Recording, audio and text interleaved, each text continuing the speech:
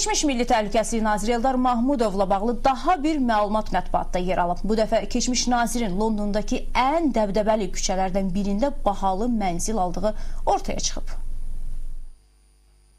Sabiq Milli Təhlükəsizlik Naziri Eldar Mahmudov 2012-ci ildə Londonun ən nüfuzlu və bahalı rayonunda St. James məhəlləsində oğlunun adına 8 otaqlı dəbdəbəli mənzil alıb. Haqqında saytının məlumatına görə mənzil 30 milyon funt sterling dəyərindədir.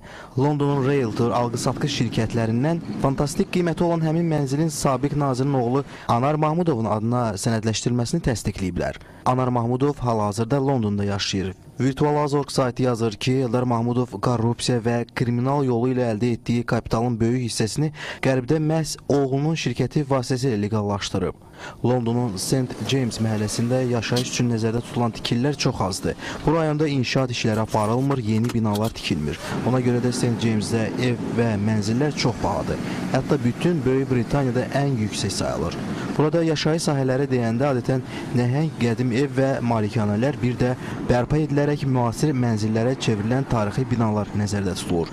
Eldar Mahmudovun belə bir yerdə olan malikanəsi onun Avropadakı varidatının az bir qismidir.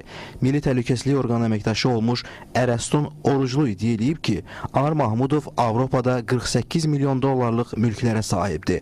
Amma bu hələ icebergin görünən tərəfidir. Əslində Mahmudovların Avropada yarım milyar dollar dəyəri olan mənzilləri var. Bu mülklər əsasən İspaniya və Çexiyada yerləşir deyə eks anlayışı olmayan MTN əməkdaşı söyləyib.